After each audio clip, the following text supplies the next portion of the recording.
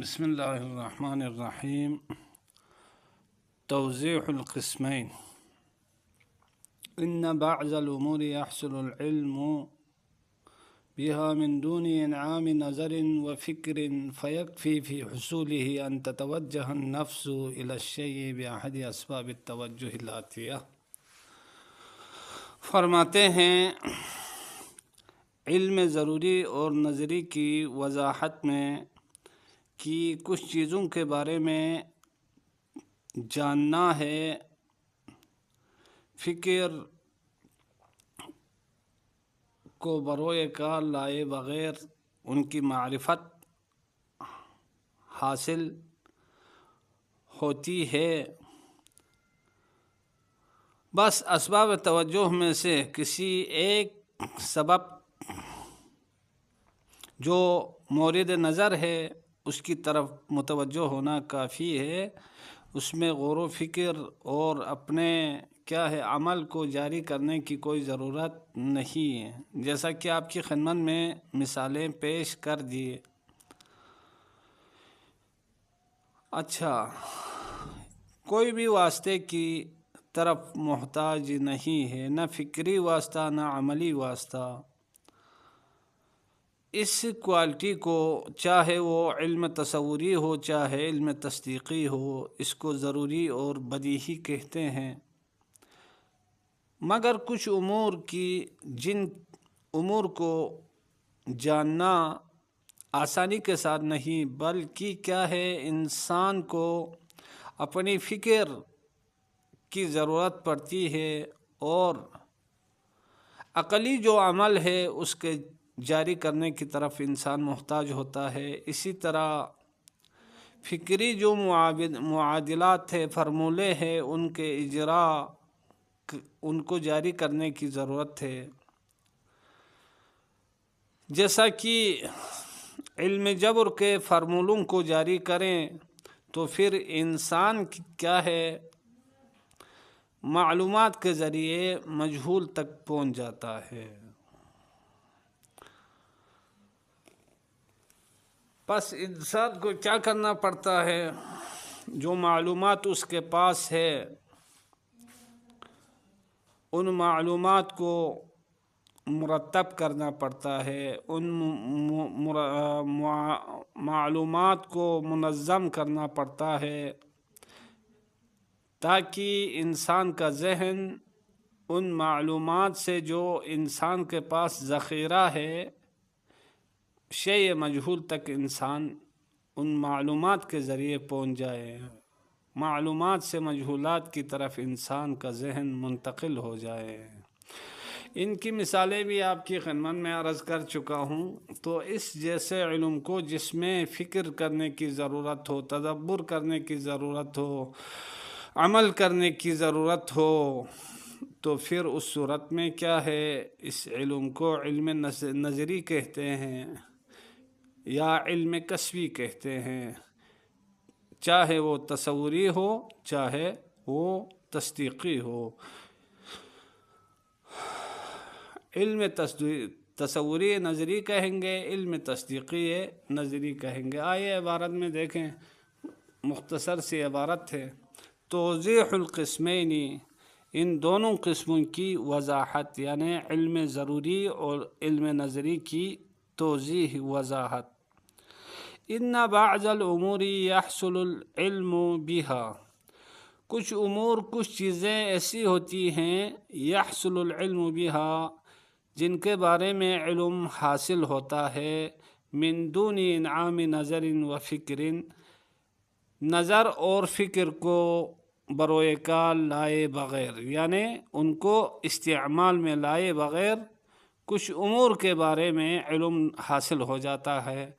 بس ان امور کے بارے میں علم کے حاصل ہونے میں کافی ہے۔ کیا کافی ہے؟ فیکفی فی حصولہ، بس ان امور کے بارے میں علم کے حاصل ہونے میں کافی ہے، ان تتوجہ النفس، نفس انسان کا متوجہ ہونا، ایکٹیو ہونا، الی الشیء، اس شیء مجہول کی طرف، بأحد اسباب التوجہ الآتیتی، آنے والے اسباب جو کل انشاءاللہ بیان کیے جائیں گے، ان آنے والے اسباب میں سے کسی ایک سبب کے ذریعے اس شیء مجہول کی طرف نفس کا متوجہ ہونا ہی کافی ہے۔ من دون توسط عملیت فکریت، فکری عمل کو درمیان میں لائے بغیر، یعنی عمل فکری کو استعمال کرنے کی ضرورت نہیں ہے۔ تو پھر کما مثلنا، اس کی مثالیں ہم نے دی ہے، چاہے وہ تصوری ہو چاہے وہ تصدیقی ہو، دونوں کی مثالیں آپ کی خدمت میں عرض کر دیے ہیں۔ تو فرماتے ہیں کیا،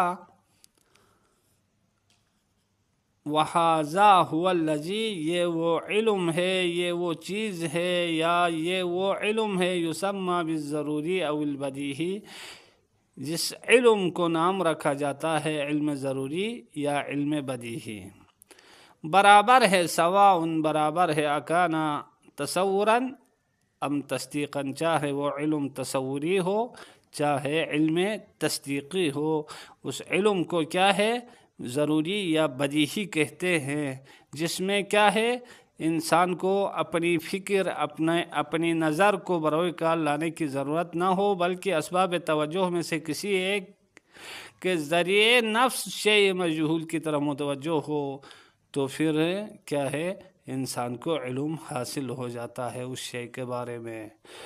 تو کیا ہے، علم تصوری ضروری اور تصدیقی ضروری کہتے ہیں۔ وَبَعْضُهَا، اور بعض امور لا يصل الانسان الى العلم بها، ان امور کے بارے میں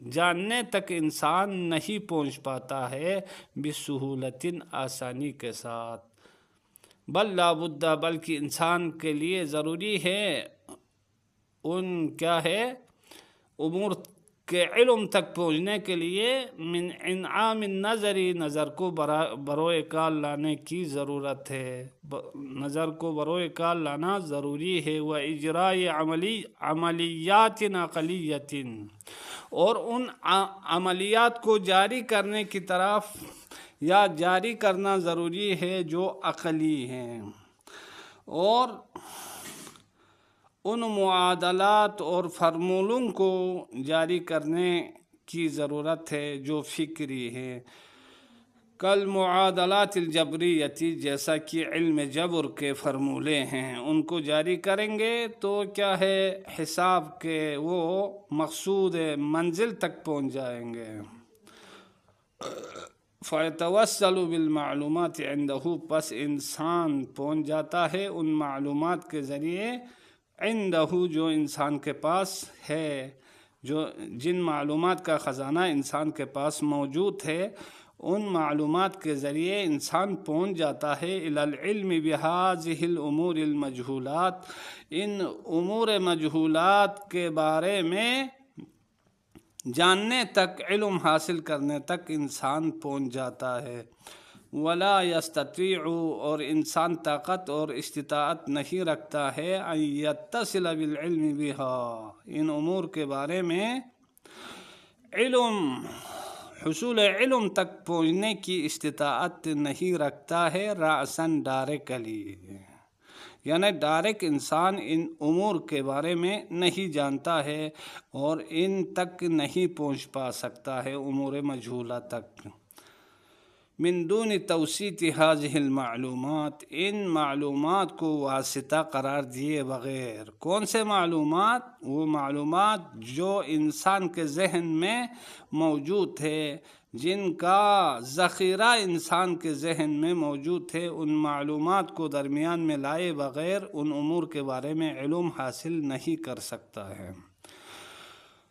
وَتَنظِيمِهَا، اور ان معلومات کو منظم کیے بغیر ڈائریکٹلی علم حاصل نہیں کر سکتا ہے، علی وجہ صحیح، امور کو کس طرح منظم کرنا، ایک ایسے طریقے پر منظم کرنا جو صحیح ہو، پھر جا کے انسان کیا ہے امور مجہولہ تک پہنچ جاتا ہے۔ اچھا، یہ چیزیں کرنے کی کیا ضرورت ہے؟ ہاں، معلومات کو درمیان میں لانے کی اور ان کو ایک صحیح طریقے پر منظم کرنے کی ضرورت کیوں ہے؟ تو فرماتے ہیں اس کی وجہ یہ ہے کہ رزن لینتقل الذہن منہا، تاکہ انسان کا ذہن منتقل ہو جائے منہا ان معلومات سے، علامہ ان چیزوں تک پہنچ جائے، منتقل ہو جائے، کان مجہولا عنده، جو انسان کے پاس جو چیزیں مجہول ہے ان تک پہنچ جائے۔ کما مثلنا، جیسا کہ اس کی بھی مثالیں ہم نے آپ کو پیش کر دی ہیں۔ وَهَذَا هُوَ الَّذِي، یہ وہ چیز ہے، يُسَمَّى بِالنَّظْرِ أَوْ الْكَسْبِ، یعنی وہ علم ہے جسے علم نظری نام رکھا جاتا ہے یا کسبی نام رکھا جاتا ہے۔ سواء کان تصوراً او تصدیقاً، چاہے وہ امور تصدیقی ہو، چاہے وہ علم تصوری ہو، چاہے وہ علم تصدیقی ہو۔